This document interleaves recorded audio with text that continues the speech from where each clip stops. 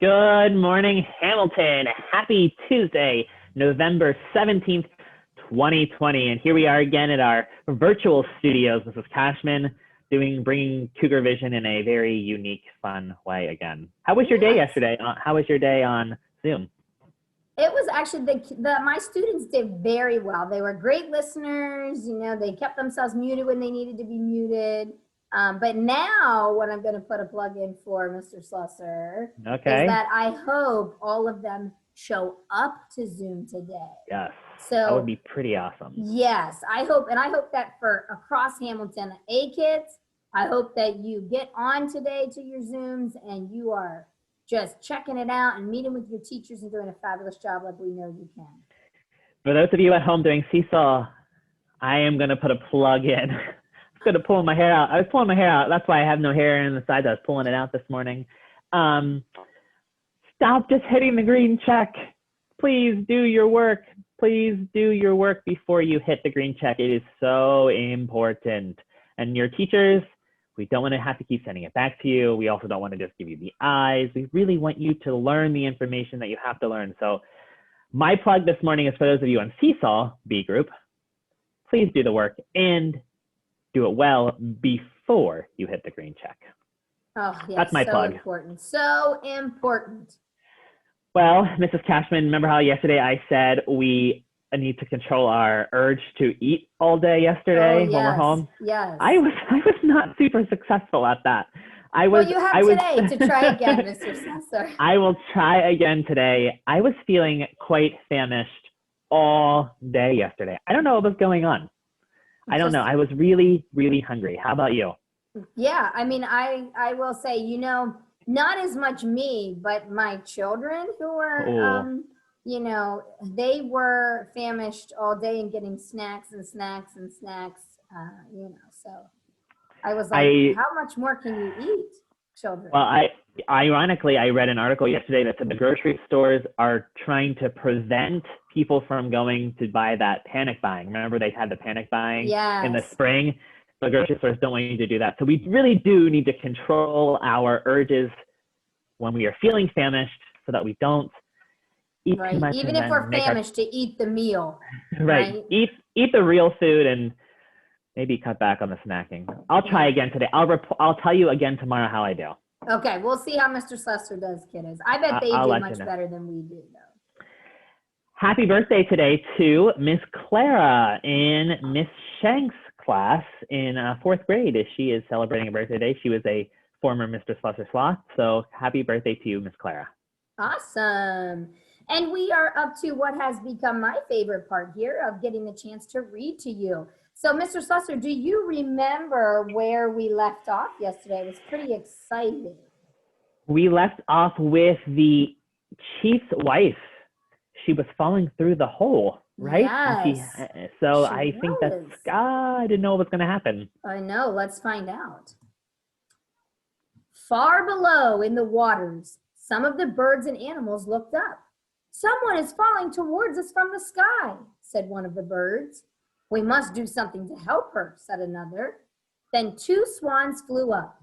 They caught the woman from the sky between their wide wings. Slowly, they began to bring her down toward the water, where the birds and animals were watching. She is not like us, said one of the animals. Look, she doesn't have webbed feet. I don't think she can live in the water. What shall we do then? Said another of the water animals. I know, said one of the water birds. I have heard that there is earth far below the waters.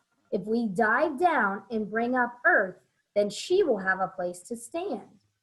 So the birds and animals decided that someone would have to bring up earth. One by one, they tried. The duck dove down, The duck dove down first, some say. He swam down and down, far beneath the surface, but could not reach the bottom and floated back up. Then the beaver tried. He went even deeper, so deep that it was all dark, but he could not reach the bottom either. The loon tried, swimming with his strong wings. He was gone a long time, but he, too, failed to bring up earth. Soon it seemed that all had tried and all had failed. Then a small voice spoke. I will bring up Earth or die trying.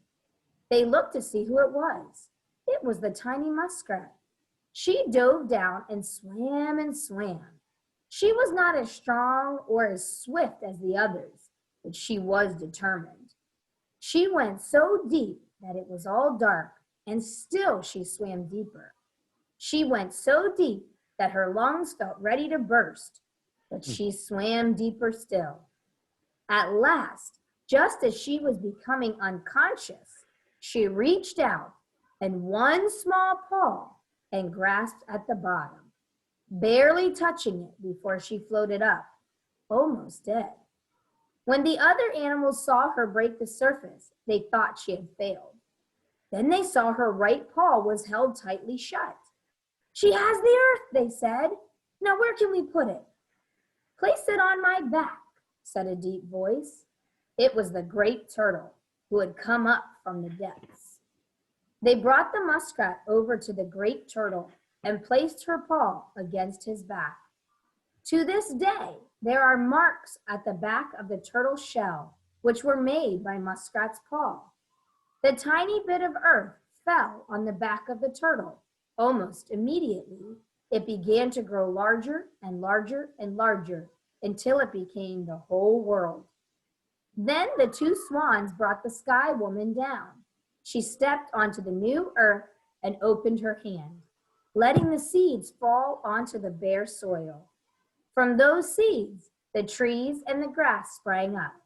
Life on earth had begun. Wow. What an amazing story. It is a great story. And like I think I said in one of the other Cougar Visions, maybe the day you were absent, Ms. Cashman, the Native Americans have a lot of reverence and a lot of respect for animals and nature, but especially turtle, because turtle is the carrier of earth, the person who, or the animal that lets earth stay on its back. So they have a lot of respect for turtle for holding the earth for them. And that's in a lot of Native American tribes in the Native American world. Yeah, very cool. I like that story. That was pretty good. It is pretty cool. All right, Hamilton, well, go get your work done on Seesaw or go Zoom with your teacher. I know pretty soon first graders should be getting on their Zoomity Zoom. So let's make sure that we're all doing our best today and have a terrific Tuesday. Bye, Hamilton. See you later, Gators.